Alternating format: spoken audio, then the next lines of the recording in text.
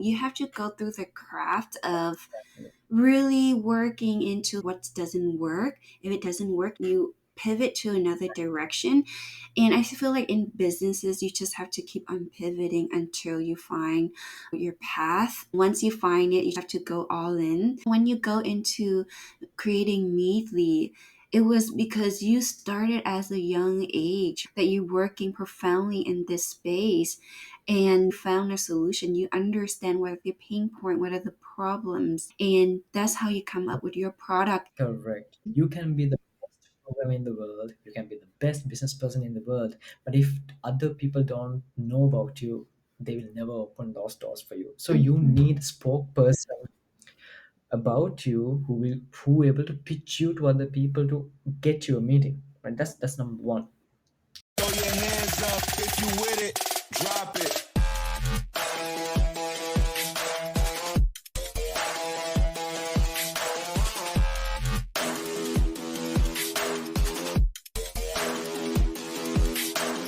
Hi, everybody. Welcome to the Opportunities with AI podcast. I'm so thrilled to have Shenal Vanderwall, CEO of Meeedly, to come on our show today. Super excited to have you here, Shenal.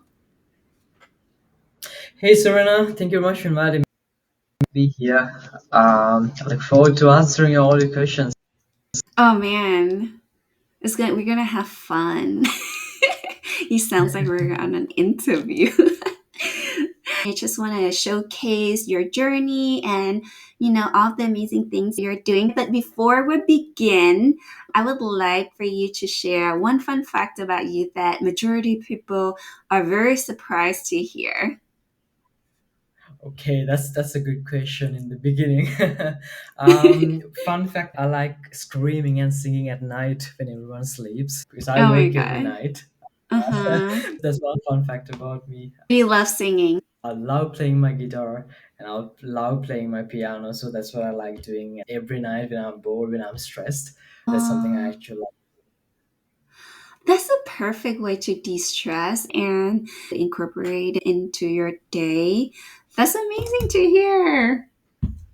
So, can you share with us your story of how you first become interested in entrepreneurship, a little bit about your background and how you started your first venture?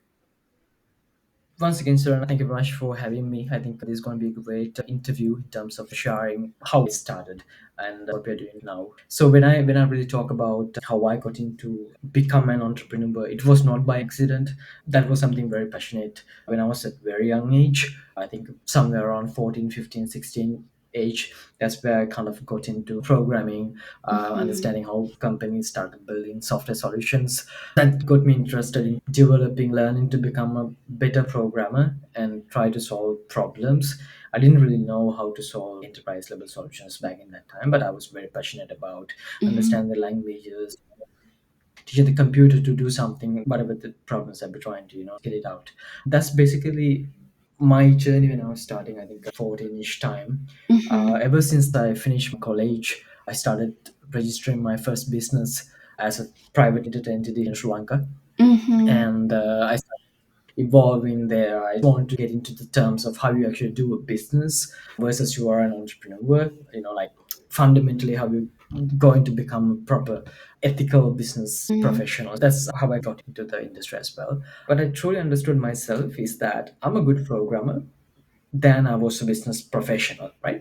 Mm-hmm. So I kept on developing my skills every day. I became really good at it, like programming wise, developing web-based solutions, mobile-based solutions. I was way ahead than an average entrepreneur or programmer or software engineer back in that time, right? So as a result, I got connected to multiple companies in state. We started developing multiple products. We sold thousands of smaller problems back in that time that led me to become a better enterprise visionary I was doing. So kept doing that for about few years of time. And what really happened with the companies that we partnered, most companies were trying to build, back in that time, PHP was one of the biggest languages ever founded. And I think millions of applications are distributed using PHP. But it was very generic programming language. Most people would incubate something out of that. So what I did actually, I transformed PHP into a framework called Linear that help people easily copy and paste and distribute whatever they want. So the development times to sort of structure the application becomes much lesser. You're going to the market much faster, and that became a hit. We distributed more than 1,000 web-based projects with all the companies that we work with. So that's kind of a get start for me back in that time. Mm-hmm. Then eventually I did the research that went sort of global in engagement analytics for the video conferencing during the COVID period.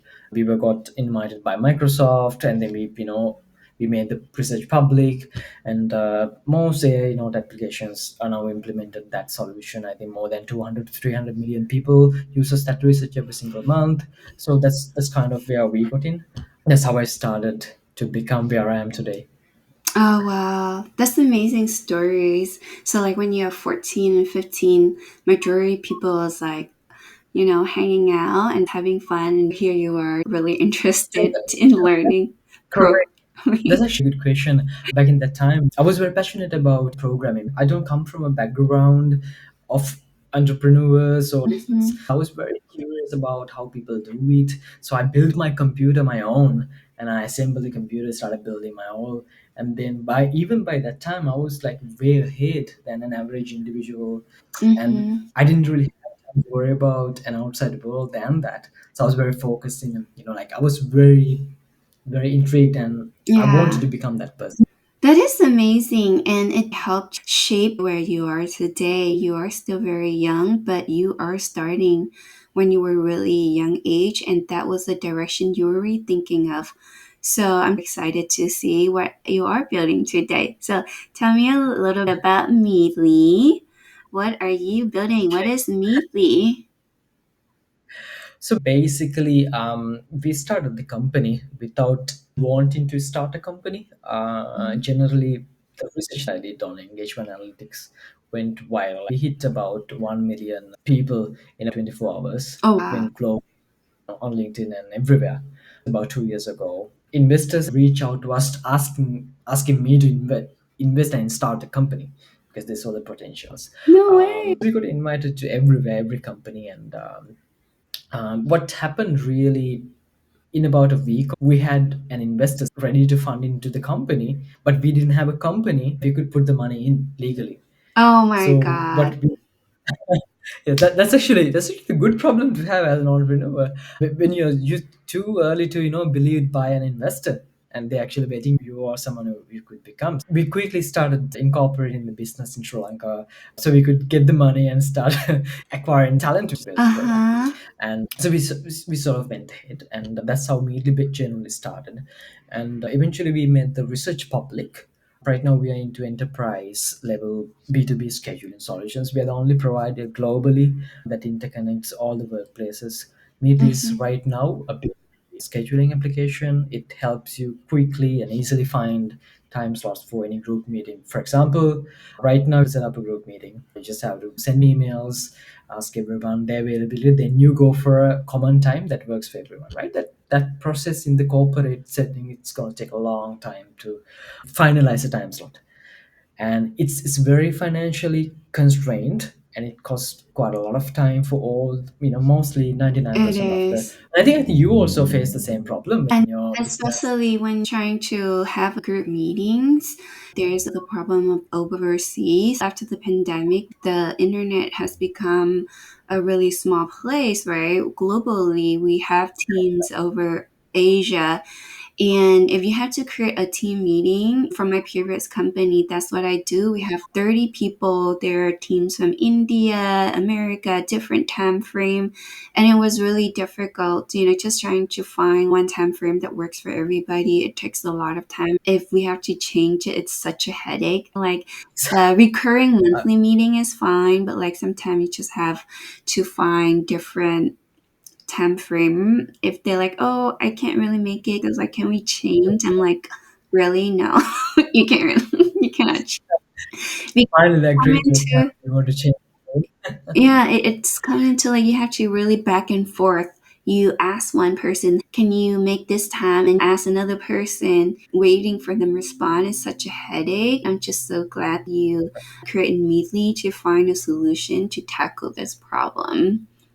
So you see, that's how any enterprise works in It endeavor. is. Implementing such a protocol, that's going to take time. So that's what we do with Meetly. Generally, you are organizing meetings from different time zone, different workplaces. Mm-hmm. Technically, you can see people working for your company, Yeah. but when it comes to working for different company, that's tough. So it really solves that problem, and we have built this tool. You get it into your workplace regardless of the workplace, regardless of the time zone, regardless of the country, regardless of business domain. You can mutually see availability for group Oh, meetings and wow. quickly schedule. Mm-hmm. So, what challenges did you face early on, your entrepreneurship journey or even starting with Meetly? I know that, like, how you found Meetly is that every founder's dreams, right? You created a product, go viral, and then you're not even thinking of creating a company, and all of these investors was like, hey, you did something amazing. You found a solution to everybody's pain point, and they start pouring money into the company. So definitely that's every founder's dream, believe me. There's a lot of people trying to solve the problem, go to market, and getting funding is such a headache. Lots of pains to go through. So you already like got through that. But just in terms like going viral and getting all of the investor interested into the product and asking you to kind of like forming a company, what other challenges are there that you were facing, It's early days at Meadly? a good question, Serena. Once again, like every founder's dream is to build that, build Yeah. that viral. Mm-hmm. People are going to come, but what you need to understand that you create the virality, people come into that, and then the virality going to fade away and at It one point, is. right? Right, it is. Correct. Yeah, As a founder, you have to understand the waves of your own ocean and then try to tackle that, how you're going to go from there. it So for is. Meadly, Meadly did it different. Second time we went to the market, all I had was just a video explaining how Meadly works. I just put that onto a group and then like, hey, look, we built this tool. Would you guys like to try it out? Other people started questioning how this platform works. It went on and went on. We didn't have to do anything. Other people started arguing about our solution. How do you do Oh, this? How do you do right. that? The virality was created by our own Mm-hmm. prospects. So we didn't have any of that. Right. So then what happened generally, you see, when you're trying to build a product, Mm-hmm. you have to focus on building a product. There are fundamental elements when it comes to starting a business where you have an idea. Number one would be how do you develop your product so that is very user friendly, people can use it, quickly get started and convert into become a client. And then how are you going to retain those clients? That is business, right? Mm-hmm. How are you going to treat those as customer? That's called a business. Mm-hmm. But in terms of you have an idea, that's different. So when I Yeah. started, the main challenge for me really, like what are we actually going to build, like how much amount of money people will going to pay for a product like Meadly, right? Mm-hmm. And how to approach the corporate world if I want to be in the corporate world, because that's one of the toughest things to do. It is. Even Just starting out. you can't go into an enterprise and say, but luckily, you thought it would be a tough task. But when we actually start speaking to one client, two clients, three clients, four clients, and they're moving on and moving on, they started reaching back to us. The question was, how would you face the challenge? Mm. It's about how you're going to solve the challenge. How do you Challenges what? are How part do of you what?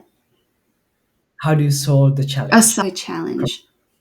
Like seeing it Because you see, ahead. Mm-hmm. as an entrepreneur, you're always going to see 99% of things that are going to be thrown at you. Those are going to be challenges It every is. single time. Yeah. So understand your product, understand where you want to go, and Mm-hmm. you can predict the challenges that you will be facing. Most founders, what I say, they're not really seeing that predicted journey of problems, and they're Mm-hmm. not ready to solve them. They just want to back off and skip. I think that's also a challenge. Most people try to figuring out your own challenges is the main challenge Mm-hmm. every entrepreneur has. That It is really hard, like how you shared that. Yes, it go viral, but once it's fade away, and there's just so many waves, especially in early stage of building a business. What do you feel like would keep you going though? Like at the beginning is so hard, especially starting a solution to help with enterprise. There's just so many Correct. politics that go into enterprise space. Correct. So Correct. what keep you going?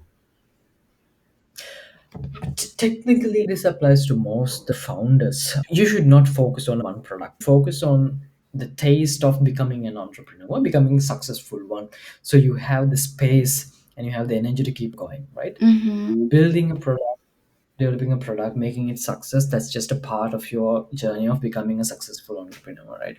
But you just have to make one thing right. That's my main key focus. I always say focus on one thing, because in your lifetime, if you can't Mm-hmm. achieve one thing, it's very difficult to achieve many Yeah. other things. Yeah. Mm-hmm. Lack of focus is some most entrepreneurs sense. I think most teams and has. Yeah. So you just really have that. Mm-hmm. It's really I mean, wise. you work with entrepreneurs Oh God, recently. no. I started my business full beauty salon. I know I'm in the tech space now, but I started a beauty salon when I was 25. And believe it or not, like when I started out, it's like from the ground zero, there was no loss, right? But I was so young, you know how like you have an idea of starting a business and then is like success start coming in, and even then I didn't recognize it, right? I had the salon for 3.5 years, and even in term like Correct. years I always like tweaks it. I pivot so many times, and none of the pivoting it has a loss in business. But for me, my idea is like, you start a really good business and money start coming in, you know. But now I'm looking back, I had a successful business when I first started. I just didn't see it. Well, it's not I'm failing. I was able to pivot it around my schedules and everything. I don't have to pay money because I have people renting my salon. So this very low risk mode. Correct. And I was like, no, it's not successful. Now I'm looking back, I'm like, wow, Serena, what were you thinking? If I keep that business and I keep grinding, I can't believe where it is now. You just focus on the present and doing one thing at that moment to help with your business, not thinking too much about the future. When I was running my business, I'm thinking so much about the future, and everything I'm doing at the moment was for the future. And I don't see anything that the fruits of labor that I put in at the time. Correct. And I'm like, oh, doesn't define success. I'm just focused so much on thinking about the future. What you're sharing, it's just so powerful. I give up my business because of that, thinking about the future, where I want it to be. I'm just not grabbing all of the stones that I built, all of the needles that I did was for the future. But I didn't see that. I didn't think like, oh, it's not where I think it is or how success I define in my head. Most entrepreneurs don't see that either. It's very difficult. It is. It's a complete set of challenges. You just try to thrive through, make it happen. The water is on top of your head. Just don't drown. Just have to get out. Oh, yeah. Most people don't want to get out. Just stop it completely and start something new. Oh, that's a good analogy. Imagine you're drowning, but all you have to do is get over your nose, the water over your nose, and you're breathing slowly. You can find the shore, right? Exactly. That is very powerful when you share that. Yeah, just expect it, like entrepreneurship, like just expect everything take a lot longer than what you're Right. be a lot harder. Meadly started with something. We are the globally only product available in one of the largest distributors channels right now. That took us a long time to finalize, more than a year, It and I had is. to terminate my remote teams because we were financially constrained and couldn't afford Oh it. my, We terminated that. We focused on delivering the next 2 to 3 years. It's very difficult to get rid of your teams who are very close to you, support it you through your is. journey. Yeah. I have to do that. Correct. Yeah. Now, when I see the future, great, I have taken the right decision. That is so true. When you're creating a product, not failing. If it's not working, it's just because you're not speaking correctly to the client. You find out this is not a good way to do it. Nothing you do is coming into waste. Like don't think it as this failing, waste of your time, waste of your energy. No, you have to go through the craft of really working into what doesn't work. If it doesn't work, you pivot to another direction. And I feel like in businesses, you just have to keep on pivoting until you find your path. Once you find it, you have to go all in. And then when you share about like, you have to let go of your team, I had to do that too in 2022. I remember I from launched my that, yeah. business for 2 or 3 years. I really, want to provide and also had a really good relationship. But one day it was a really difficult decision. Like I really have to let go and just like, like just shut it down, even though I know that my worker were in a really tough situation too, and I just feel like I'm letting it go because I'm not helping the person I'm working with. I just have to let them find what they need to be doing, and then I have to go back and focus on what I need to.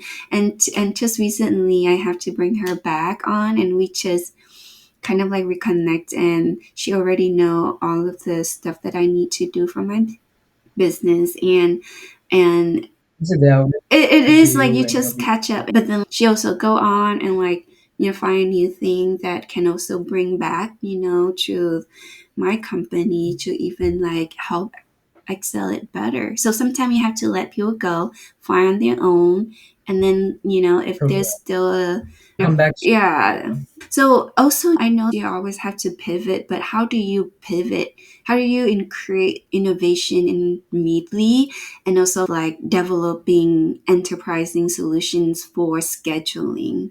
Enterprise is a huge organization. I know that majority of your clients are huge, right? They're like global, Correct. and it comes with like teams all across the globe. Workers, Correct. how do you incorporate innovation into that? Good question. As an entrepreneur, my main focus is finding one thing that works, Mm-hmm. right? And then determining how well can I do it, and for whatever well I'm doing, how can I get the multiple of that in return. Those are the parameters when you identify the right pivot, identifying the real need, and implementing the best solution so nobody has to go out of my product Mm-hmm. and use my product outside. So in terms of figuring out what to build, how to pivot, Mm-hmm. many factors are involved. Price wise, that's one concern. More importantly, how would you identify your customers, their mentality, their level of usage, and all that in terms of transforming digitally? Mm-hmm. Right? We are also going to talk about AI in this, podcast. I think in terms of transforming an entire workforce that is very much conservative into processes and filters that they have been already doing. It's Mm-hmm. just very challenging to introduce something new. As a entrepreneur, you need to understand your client really well, then you can pivot, identify the market, client behaviors, their language, their usage, It their working is, hours, their yeah.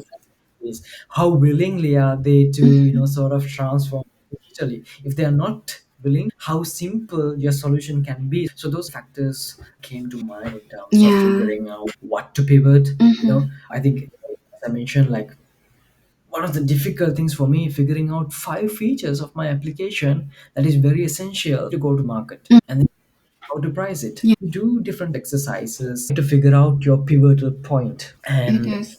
we have those parameters in place. I think it's easy to pivot, Mm-hmm. easy to build, easy to do. It's going to take time to speak to your customers, speak to your It is, prospects, yeah. understand. I have Then to you do it do with all, this. even with the client I recently acquired.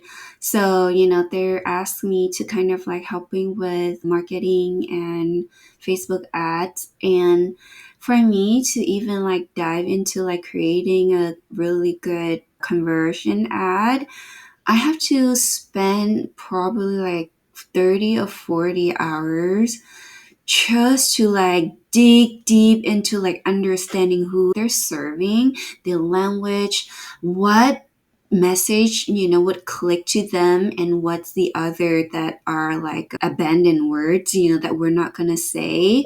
And especially it's in like a sensitive space too, and so I cannot do my job until I'm like really fine, identify the client avatar, the language, their age, what are their life is like. before I can I do think my so. job. Correct. I think you are one of the best example for many entrepreneurs, especially for women entrepreneurs. I have seen how you spend time to sort of identify the right customer, go after them properly. You spend your time creating content around it. That is one of the toughest tasks. Most people don't do it, but Yeah, that so is so that's one of the true. If we are an entrepreneur, we're very creative, and a lot of time we think so creatively about the product that we think everybody needs. But in reality, do you understand people? Is it some product that you yourself need? And if it is, then you have to identify who are the people that look like you, think like you. When you go into creating Meetly, it was because you started as a young age that you're working profoundly in this space and found a solution. You understand what are the pain point, what are the problems, and that's how you come up with your product. correct. I just I feel think like, mhm. we need to apply one more point here. Creativity plays a major role in pivotals. You have to be creative in everything you do, like your product, speaking, pronunciations, messages. Yes. So that's something we should highlight in this podcast. And when you think about it, it's a lot of hard work. Even like going into marketing, there's not like, oh, just post video and, doing all that, just being present is all that count, right? But if you really want to be good, there's a strategic level, there's the knowledge level.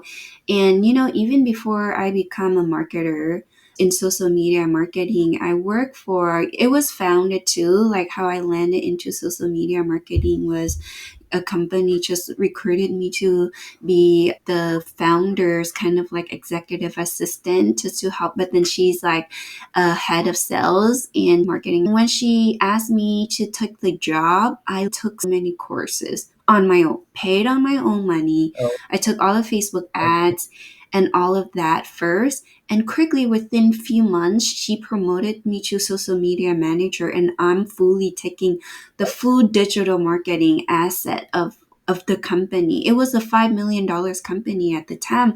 Oh, They've wow. been operated for 20 something years, and they never incorporate like a real like social media marketing. When I come over, and it was just kind of like assist her whatever the tasks you want me to do, I'm like fully take the ownership of like, no, this is how you can grow the company. And I'm like, how am I gonna help you to double your revenue? And I'm literally take full True. ownership of like going into email marketing. I've never done that for my business, but because she got me into like, here, Serena, you can take social media marketing and do some sales call, and then I'm like, let me take a look. And I'm just like fully saying like, there's so many potential for your business because you have zero online presence. You were Oh, able to go to 5 millions. And that was really big already. But like, how can we use the strategies of social media marketing? Within a few months that we got in, I was able to grow the email list to 2,500. And we start sending out weekly email, right? I have to learn everything by myself by doing. And she was only paying me part-time job. Like, beside I'm doing the actual yeah. work, the other part time that I do was I'm learning all the skills I can Cool. to combat this real life examples of what's working, and you just spent so much time into it. And yeah, so I was able to help her grow her LinkedIn to double the size, and within 6 months we already see it so effectively because people start sending me because I still using my personal identity at the time, and they start reaching out to me instead of the company. I'm sending all this lead to her, and she was like, wait, You why do is he that. going to you instead of me? Yeah. And I was like, yeah, because I've been sending them weekly emails, newsletter. So like we're talking to clients, you should find out where they are. Majority of them you can communicate through social media marketing. So it's just so powerful. You really have to talk to your client. Correct. Who are you solving the problems for? Serena, really good topic that you brought in social media marketing. We're talking about entrepreneurship and growing businesses. Most people have strategies in place, many successful business, but most people do not know the potential, how they can digitally deliver that strategy to acquire new customers, right? I think your business also, like, I think you have done it like multiple times for multiple clients right Hmm. now over the last 2 to 3 years. So no doubt about how successful they have become, because I have seen you deliver these personally, and I have seen your, sort of work. So that's a good part of, like, anybody wants to learn how to do it. Yeah. You have the knowledge of using other resources. Most people don't have time for it. Get your skills to do that. That's the entrepreneurial journey. Thank you highlighting the incredible work that my guests are. But thank you, Chanel. We've been working together for a few months. I was like, when did we started last year? It's almost a year. more, No, no. more than you. Yeah, no. I think we started in, yeah. But anyways, um you coming into like working by chance and your passion going into what you love doing, it's like the passion turned to art. Life is an art because think of an artist, they don't just scribble Correct. pictures and it's become phenomenal, right? Like an artist, they spend Correct. so much time crafting their art. Entrepreneurship is similar. It's not something that you think in short term because entrepreneur is like 99% of business failed. Only 1% is Correct. succeeding. And knowing this journey is hard, but if it is for you, it is for you. Because I feel like for me, I started my journey from very young age, right? Legal business, 25. And I feel like now I'm thinking back, 25 is like a baby. You started multiple businesses and you even start a lot younger than I am. And I just think about like, it is just so hard. Like you said, you go viral, but it's fading away. What you can do in those hard times, those downtime, how you turn around, how to pivot. It is just really, really hard. Thank you for sharing what you see in me, but I also like what I see in you too. It was a pleasure working with you. Even though I had my business for 5+ years, we were able to collaborate on a few projects. I just see the responsiveness, the prompts working with you. It's opened so much of, wow, that's what it's like to work with somebody who is really into what you're doing and also very responsive, very responsible. That's how businesses thrive. You have to put so much effort into it. And I can see it in you. That's how Oh, Lee was able to always pivot. Every time I talk to you, there's always a success story. I love to hear the, weekly wins that you shared. And to you, you're like, oh, hey, Serena, I just did this. And I'm like, oh my God, I believe how big that is. And you're like, oh, I know it is, but you're very humble. thank you very much. I appreciate Mm-hmm. that. But I think most importantly, as entrepreneurs, you can be successful, but you are really going to be successful the moment you learn how to create opportunities for other people, right? Oh, I love The that. moment Go there. Mm-hmm. that's where you really become a successful entrepreneur. That's where Yeah. you have a successful company, Mm-hmm. product. Me today, we have enabled access to more than 100,000 resellers globally. That's the opportunity I have been creating for the last 12 months away from everyone. Most people don't understand that long-term vision, but that's the real opportunity for other people. You're growing, but most of the families, other people, other employees, and we have created that opportunity for them to thrive too. Mm-hmm. That's how we do it. When you say Meadly also have super news to share, maybe on your podcast, so I like to share that Meadly became a, like, approved product on Microsoft 365 Oh, and Google yeah. Workplaces. That's Yeah, go. amazing. You So that's know, like, oh, it's amazing to hear that, like, when you're building, especially a SaaS software, in your case, it's like a schedule solution, right? Meeting schedule solutions, and that you have to create partnership with Google, with Microsoft, so like that is another hurdle that you have to go through. Not only you have to build your products that is good, that is useful, that help everybody's problem, but you had to go through of the hurdles of like, would Microsoft allowed, Meetly to incorporate into their software, their product, and Google. I remember we talked about this since we met, and then now finally, you create the partner. It is a long journey. Long journey. It is. Paying attention to every tiny detail is another skill that most of us have to gain. I believe I pay attention to most details. That's one of the reasons why Meetly is where we are today as well. Trying to put it in a very humble way as much as I can, but those are very important in terms of making it a success, right? It's amazing. So, in your role as a startup mentor at Leeds Trinity University, what advice do you have to give aspiring entrepreneurs about navigating challenges in the startup ecosystem? Great. I generally meet most of my audience. They're generally entrepreneurs, but this type of role at the university, I get to meet the future entrepreneurs who has more dreams than probably any of them because they're just qualified, right? I just actually want them to do more failures. Hmm. I show them the problems most face. Hmm. You Yeah. have to face them through that. That's part of the journey. Otherwise, you can't become a good entrepreneur. That's what I do for these types of universities. I go around even in Sri Lanka, Singapore, everywhere, just to do the mentoring for university Hmm. students that I'm very passionate about. Hmm. I get regularly to do that. Hmm. People, when you go into a university, you're distancing yourself from your other world, and you're going into the industry mindset where you're going to actually see different problems, but you are very early to see those problems. My advice, don't rely on your books, don't rely on YouTube videos. Go to your customers, speak to people, speak to employees, It speak is. to your seniors, speak to company owners, business owners. Mm. You will see their language is very difficult to one another, right?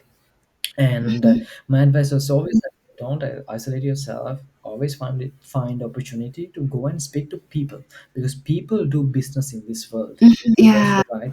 Fundamentally, people do business. Always the advice and speak to many people, learn their problems, write them down, go through that list every day, map it with filter out people you do not like to meet. Always try to meet the people you're trying to become maybe in 10 years, 5 years, 8 years, and narrow it down to that path. Mhm. That's like my advice to most the people that even I think I have told you this, as a friend, and we have always iterated and Yeah. ideated these stuff. It is. Remember, I Yeah. think You shared that in the social media world, it is a very noisy space.